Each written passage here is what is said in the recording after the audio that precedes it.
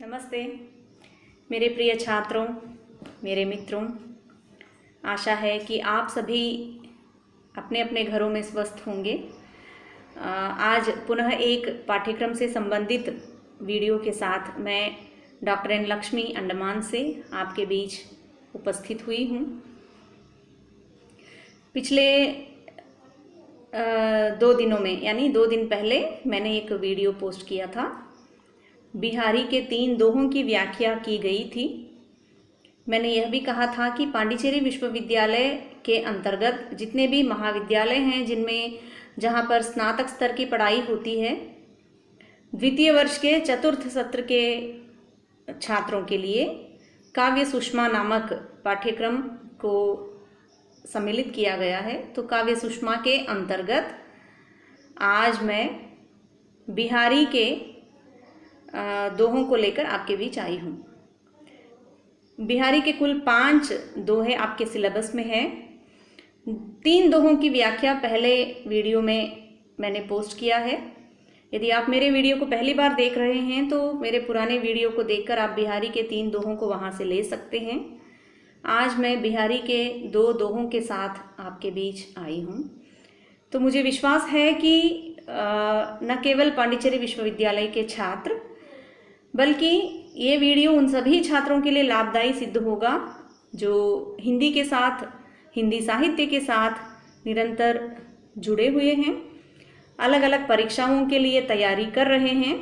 ऐसे छात्रों के लिए जो 9वीं 10वीं कक्षा में भी पढ़ाई हो रही है, हो सकता है कि उन छात्रों के लिए आज जो बिहारी के दोहे मैं यहाँ पे प्रेषित कर रही हूँ उनके सिलेबस में हूँ। तो मुझे पूरा विश्वास है कि सभी के लिए एक लाभदायक वीडियो में लेकर आपके बीच आई हूँ। यदि आप पहली बार मेरे वीडियो को देख रहे हैं तो कृपया सब्सक्राइब करना ना भूलें। कमेंट ज़रूर कीजिएगा, क्योंकि कमेंट से ही पता चलता है कि मुझे आगे कैसे क्या सुधारना है, क्या करना है। उससे मुझे प्रेरणा भी मिलती है, आगे के वीडियो के लिए एक रास्ता भी खुलता है। शेयर भी कीजिए, लाइक भी कीजिए, हाँ बेल आइकन को भी दबा दीजिए ताकि जो भी वीडियोस मैं पोस्ट करूँगी उसके नोटिफिकेशंस आपको समय पर मिल जाएं। तो इसी के साथ मैं चलिए वीडियो में चलते हैं। एकत बसत अहि मयूर मृग बाघ, जगत तपोवन सौ कियो दीर्घ दाघ निदाघ। कहलाने एकत बसत अहि मयूर मृग बाघ, जगत तपोवन सौ कियो दीर्घ दाघ निदाघ। शब्दार्थ देखिए। कहलाने यानी कुम्हलाए हुए, गर्मी से व्याकुल, बेहाल यानी गर्मी से व्याकुल होना, बेहाल होना, बुरा हाल होना। इसका दूसरा अर्थ है, कहलाने का दूसरा अर्थ है किस लिए, यानी कहलाने शब्द का 2 अर्थ हो सकता है। एक गर्मी से व्याकुल होना और दूसरा किस लिए। ठीक है। एकत यानी एकत्र, एक जगह पे रहना, एक जगह पे इकट्ठा होना या एक जगह पर बैठना।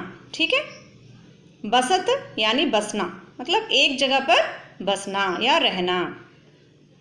अहि, अहि अर्थात सांप, मयूर मोर, मृग हिरण, जगतु संसार, तपोवन तपवन, जहाँ पे ऋषि मुनि रहते हैं उसको तपोवन कहा जाता है, तपवन।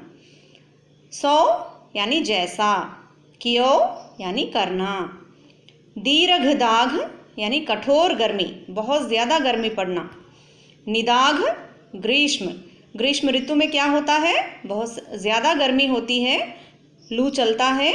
तो ऐसी गर्मी का एक दिन है जिसका वर्णन बिहारी जी ने इन दोहे के माध्यम से किया है, इस प्रकार किया है। ठीक है। आगे चलिएगा, व्याख्या देखते हैं कि बिहारी ने किस प्रकार ग्रीष्म ऋतु का वर्णन किया है। रीतिकाल के प्रसिद्ध कवि बिहारी ने इस दोहे में ग्रीष्म ऋतु के तपती धूप में झुलसने वाले वन्य मृगों का वर्णन किया है। देखिए, बिहारी किसका वर्णन करते हैं, मृगों का वर्णन करते हैं, वन्य मृगों का वर्णन करते हैं, जिनकी पीड़ा को कोई नहीं देख पाता है, जिनकी पीड़ा को कोई नहीं समझ पाता है। लेकिन ऐसी गर्मी में वन्य मृगों का भी जीना दुश्वार हो जाता है, तो बिहारी ने इस दोहे में उसी का वर्णन किया है। कवि कहते हैं कि गर्मी के मौसम में धूप इतनी तेज़ होती है कि जंगल के सारे जानवर तड़पते हुए एक ही स्थान पर ऐसे बैठे हैं जैसे वह जंगल नहीं कोई तपोवन हो। यहाँ पे तपोवन शब्द इसलिए कहा है कि तपोवन एक ऐसी जगह है जहाँ पे कोई भेदभाव मतभेद नहीं होता है और सभी मिलजुल कर एक साथ शांति से जीवन चलाते हैं। तो जंगल की तो वह स्थिति नहीं होती है, लेकिन आज इस भीषण गर्मी में जंगल भी तपोवन सा लग रहा है। तो कवि कहते हैं कि सर्प, मयूर, मृग तथा बाघ, देखिए ये सब आपसी दुश्मन हैं। सर्प मयूर का दुश्मन है, मृग बाघ का दुश्मन है। तो आपसी दुश्मनी या आपसी शत्रुता को भी भुलाकर एक स्थान पर बैठे हैं। जिस प्रकार तपोवन में वास करने वाले प्रत्येक जीव आपसी भेदभाव और दुश्मनी को भुलाकर एक साथ रहते हैं, ठीक उसी प्रकार ये जानवर भी आपसी दुश्मनी को भुलाकर एक साथ बैठे हैं। दोहे की यह व्याख्या है। तो इसकी क्या विशेषता है, देखिए। ग्रीष्म ऋतु की भीषणता का सुंदर वर्णन किया गया है। तपती धूप में झुलसने वाले न केवल इंसान होते हैं बल्कि जानवर भी झुलस जाते हैं। प्रस्तुत दोहे में जानवरों के प्रति बिहारी के मन की संवेदना झलकती है। ब्रज भाषा का प्रयोग किया गया है। दोहा छंद है। मयूर मृग दीर्घ दाघ में अनुप्रास अलंकार है। अगला दोहा है। या अनुरागी चित्त की गति समुझे नहीं कोई, ज्यों ज्यों बूढ़े श्याम रंग त्यों त्यों उज्जल होई।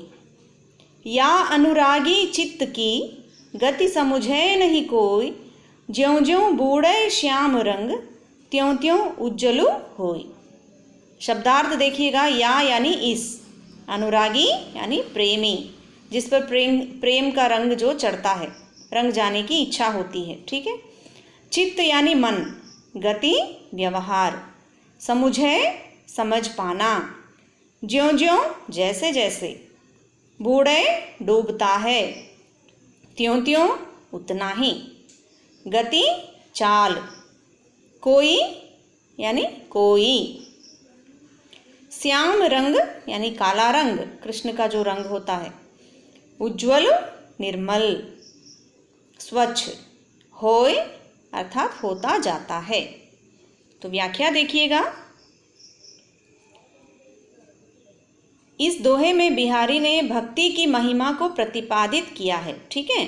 तो भक्ति की महिमा को प्रतिपादित करते हुए बिहारी कहते हैं कि श्री कृष्ण के प्रेम रंग में डूबे हुए इस मन का व्यवहार बड़ा विचित्र है। अर्थात जो भक्ति में डूब जाते हैं, कृष्ण की भक्ति में डूब जाते हैं, उनके मन का जो व्यवहार होता है वह बड़ा विचित्र होता है, जिसे समझना आसान नहीं है। कवि कहते हैं कि यह जितना श्याम रंग में डूबता है, अर्थात जितना कृष्ण की भक्ति में जितना डूबता है, उतना ही उज्जवल होता चला जाता है। अर्थात श्री कृष्ण की भक्ति में पूर्णतः जो डूब जाता है, उसके मन से सारा अंधकार या मन का मैल दूर होकर वह प्रकाश युक्त हो जाता है। तो भक्ति की महिमा का यहाँ बखान किया गया है। इसकी विशेषता देखिए। विरोधाभास अलंकार है। काले रंग में डूबने से उज्जवल होना, इसमें विरोध कथन है। अनुरागी और श्याम रंग में श्लेष अलंकार है।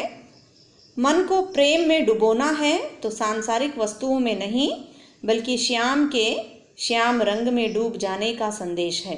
अर्थात भक्ति के राह पर चलने का संदेश बिहारी इस दोहे के माध्यम से बिहारी ने दिया है। ठीक है।